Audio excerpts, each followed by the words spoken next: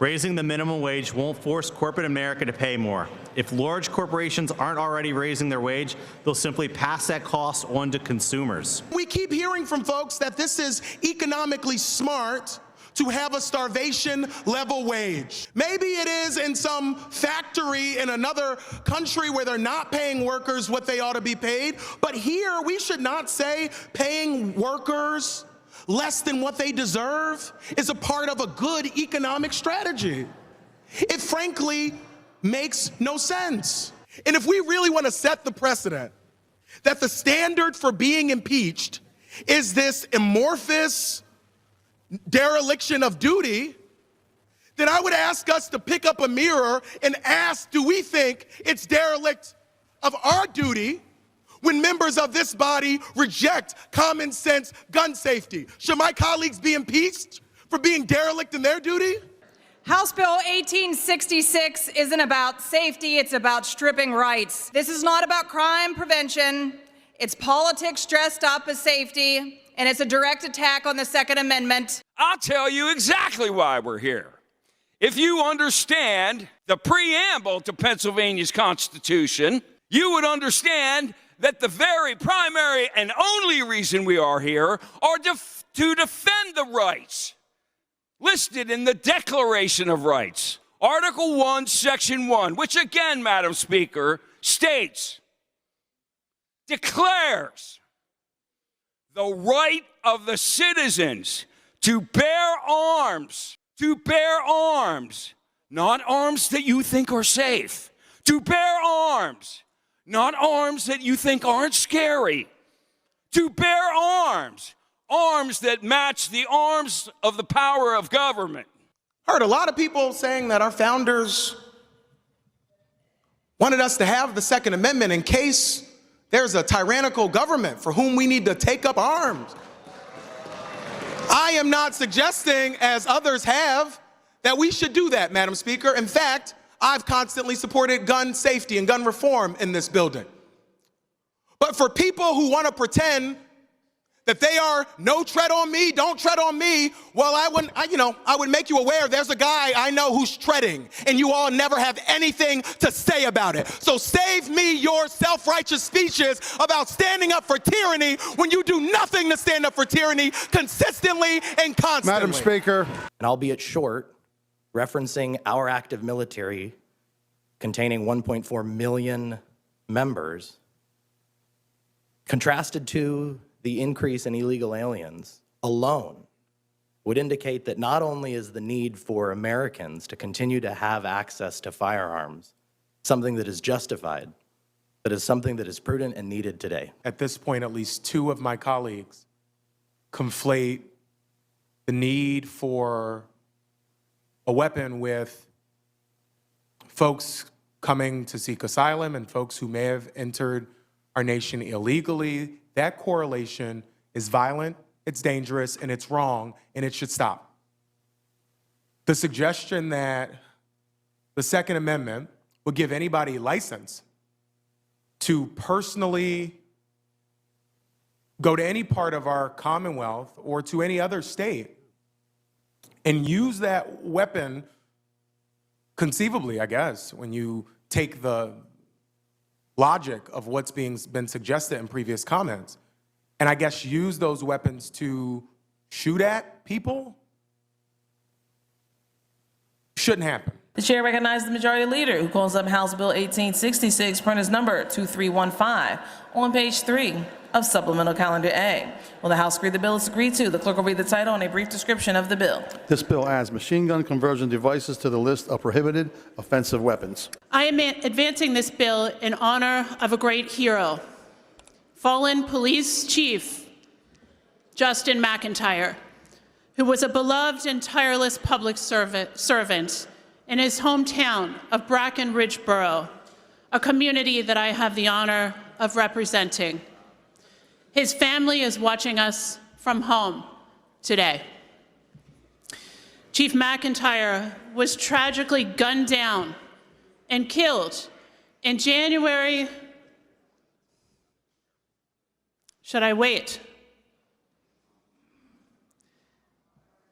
Chief McIntyre was tragically gunned down and killed in his hometown in January 2023 in the line of duty, feet from his family's home.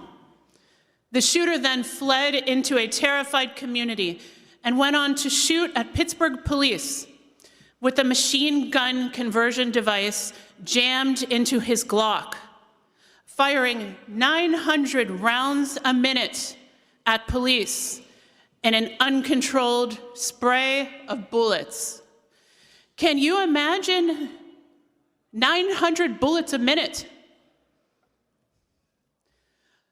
I want to very clearly articulate what a machine gun conversion device is so that members go into this vote clear-eyed. These are not bump stocks. These are not pistol braces used by disabled people. These are small pieces of metal, sometimes plastic, often 3D printed, about the size of a Lego. By interfering with the gun's firing mechanism, these devices allow a shooter to fire a staggering array of bullets with a single pull of the trigger. Here is a list of the 16 municipalities that I represent. The police chief in every single one supports a state-level law on these devices so that they can enforce at the local level, because they can't now. You know who else supports a state-level law on these things? Glock. Here is their letter. So do the DAs. Here is theirs. Every single police officer that I know wants a state-level ban on these devices. That is likely true of every police officer that you know. Our police should not be up against these things. It is not right. How can we say that we support police and then turn them out on the streets to face something like this? To face 900 bullets a minute? The answer is that you cannot say that you support the police if you would knowingly subject them to this hell. For the record, I am a gun owner. I carry a gun. I will use my gun if I need to. I respect the Second Amendment. This bill does not violate the Second Amendment. These are modifiers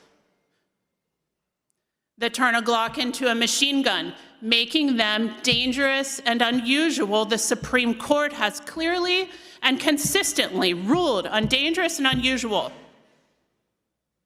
The Supreme Court has clearly stated that dangerous and unusual is not protected by the Second Amendment. Madam Speaker, as our rules prohibit, I certainly would not question the motives of any of our esteemed colleagues in this body. But Madam Speaker, I do find myself confused listening to 2 days now of us putting bills up for consideration that don't decimate the Second Amendment, but that create reasonable, common sense,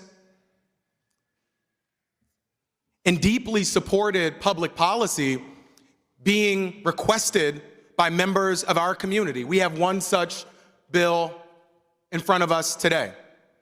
One supported, as was said by the maker of the bill, by law enforcement, by district attorneys, even by gun manufacturers. So with all of that being true, Madam Speaker, I do find myself confused at some of the comments that have been made. We hear consistently about support of law enforcement, about needing more police on the streets. And yet, we're going to knowingly vote for a piece of legislation or vote against a piece of legislation that would make life more difficult for our law enforcement officers. So I'm trying to understand that cognitive dissonance. We have people who spoke about needing to support the Constitution and spoke about recent precedents such as Bruin. I would quote the rather progressive Supreme Court Justice Clarence Thomas, who recently just said, "I don't think any of these cases that have been decided are gospel. Precedent," he went on to say, "should be respectful of our legal traditions and of our country and laws and be based on something, not just something somebody dreamt up." And I think it is fair to say that it is dreamt up, that our founders could even conceive of the types of weaponry that is easily accessible to individuals with no training and with ill will in our communities. They couldn't conceive of it. And so the idea that we are hopeless because of the Second Amendment to address even the most egregious examples that have been shared today, I can't understand that, Madam Speaker. And Madam Speaker, I hear folks say that, well, criminals don't follow the law, so we shouldn't pass any laws. If that is true, Madam Speaker, we're out of a job. We have no reason to be here. We should not have just passed the multiple pieces of legislation in this session and previous sessions. We create new crimes in this building like some folks change their socks. But not on this issue. That doesn't make sense to me, Madam Speaker. Madam Speaker, I hear people talk about the crime in the city of the first class, and then representatives elected from the city of the first class come here with serious solutions to the challenges facing our communities, and yet we have people who know nothing about the city of the first class who vote against the solutions that we are putting forward. And Madam Speaker, I heard a lot of people talk about sin yesterday. And we don't have a gun problem, we have a sin problem. I agree, we do have a sin problem. It's a sin to knowingly let people die when we could do something to stop it. That's a sin. It's a sin to sit on our hands and act like there's nothing we can do when people are being slaughtered in our streets. That is a sin. And so, listen, I know we have different iterations and translations of the great texts, but the King James Version that I know, that Bible speaks a lot about helping the least of these, speaks a lot about making sure we're helping the poor and infirmed, speaks a lot about using the word of God as a shield, not a sword. So we may attend different services, but the God that I know and the faith that I practice says that we ought to do something about the murder of police officers and individuals in our street, especially when we have the ability to do so. And the great representative from Allegheny County has given us a chance to do so. For people who want to pretend that they are no tread on me, don't tread on me, well, I would make you aware there's a guy I know who's treading, and you all never have anything to say about it. So save me your self-righteous speeches about standing up for tyranny when you do nothing to stand up for tyranny consistently and constantly. Madam Speaker, point of order.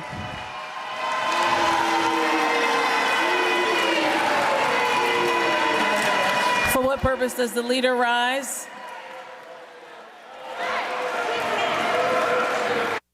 Sergeant at Arms, clear the aisles. Our military boasts 1.4 active military members.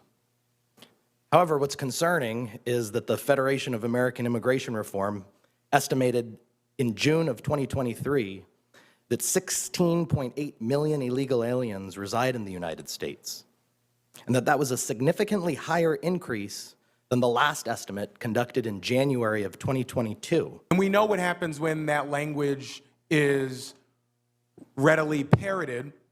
We saw it in 2019 in El Paso, where somebody who was inspired by some of the very rhetoric that's being parroted today went into a local Walmart and engaged in one of the worst mass shootings in American history, continuing a crescendo of lone wolf and otherwise organized individuals who use weapons to conduct some of the most horrific violence.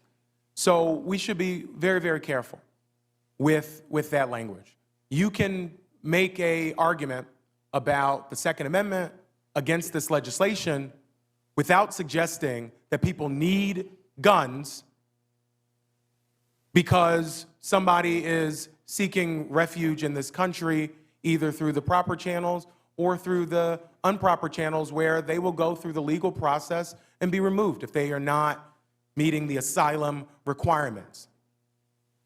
But folks on this committee should do their titles and should do this committee a lot more justice than to continue to make comments that I really find reprehensible and should really not be repeated during this debate on these variety of pieces of legislation. Thank you, Mr. Chairman. The same people who didn't want to wear a mask want to force a mammogram for pregnant people. Same people. These are the same folks. And you would not be like, nobody could fault you for thinking that these are separate people. The anti-mandate people, I remember coming in this building at the height of a deadly pandemic. None of us knew what was going on. And they wanted to open up one thing after another. I remember that. Dog groomers, we had to open up the zoo. But these are the same people that want to close down abortion clinics. Same people. You might be confused, but it's the same people. And then these are the same people who've got up here one after another. They hop up, and they're pro-life. They are pro-life. My colleagues spoke, many of my colleagues on my side of the aisle, spoke very passionately about what pro-life actually looks like. What pro-life actually looks like, and if the gentlewoman wants to speak, there's a microphone, but please don't speak during my time. Don't speak during my time. We are trying to ram through a laundry list of awful ideas through the constitutional amendment process. It is wrong. And I think that many people on this side of the aisle, I think you know that it's wrong. I know how you're going to vote, but I think some of you deep down know that you're wrong. And there are a lot of folks who are going to go back to their districts and act like they are a friend to women. But they're silent in this building, and they're going to go along to get along and vote for this, knowing good and well it's the wrong thing to do. For folks who are in the majority party who know that this is the wrong way to go, get some steel in your spine. Say no. What is done here today has been called many names: a sham, a political stunt, a distraction, a disgrace. But what I call it today, Mr. Speaker, is simply sad. Should you be impeached for the votes that I've seen taken on this floor that take food literally out of the mouths of the most vulnerable people in our communities, especially in cities like Philadelphia? And if we want to look at who is violating oaths of office, people in this body ought to look in the mirror. It's easy to get up here and read a name of somebody from a newspaper article that you read and suggest that that person's loss can be used for your political gain to pursue this senseless, nonsensical impeachment. It's a different thing altogether to do what I have done with my constituents. To sit down with law enforcement, to sit down with community members, to sit down with victims and perpetrators of crime, to talk about how we craft serious solutions. You're right, this building has a lot of power. Why aren't we using that power to actually fix what is broken? If you seriously believe that impeaching one elected official is going to fix all crime in Philadelphia, then I have a bridge to sell you, my friends. And I'm charging tax if you are that naive. I hope that today we add some more names on this board and don't continue down this path of ignoring voters and ignoring the truth of what is causing the violence that we are seeing. Nobody from Philadelphia, needs a lecture from any Republican in this building about crime in our communities. Every person who represents Philadelphia knows all too well about what it means to call a constituent who has lost a loved one, hold their hands as they cry and mourn their loved ones. Many of us have gone to numerous funerals of people who have lost their lives. We do not need to be lectured by you on what is happening in our neighborhoods. So many of the arguments that you've heard today, they are difficult to decipher because, in my opinion, Mr. Speaker, they don't make a lot of sense. So in one breath, you've heard, Mr. Speaker, from previous speakers that nobody pays the minimum wage. Everybody pays above the minimum wage. If that is true, then what fear do you have of raising the minimum wage? We've also heard, Mr. Speaker, that raising the minimum wage, the Chicken Little song and dance is out again, the sky is gonna fall, there will be no more jobs. Why hasn't that happened in West Virginia? Why hasn't that happened in Ohio? Why hasn't that happened in Delaware? Why hasn't that happened in New Jersey? Why hasn't that happened in New York? Why haven't we seen our border states flooding in to Pennsylvania because we still pay $7.25, which really we should stop calling a minimum wage. It is a starvation level wage. It is unconscionable. It's unconscionable. A part of what drives our economy's growth is in large part consumer spending. What is gonna happen if we raise the minimum wage? There are gonna be a lot of folks who are gonna actually have a little bit of wiggle room to go out and eat at that restaurant. Somebody's gonna be able to buy the basic supplies and necessities, which is what most low-wage workers do. They invest that money right back into their communities, buying things like food for their families, buying things like clothes for their kids who are getting ready to go back to school. I know they just got out, but parents are waiting for them to go back into school very soon.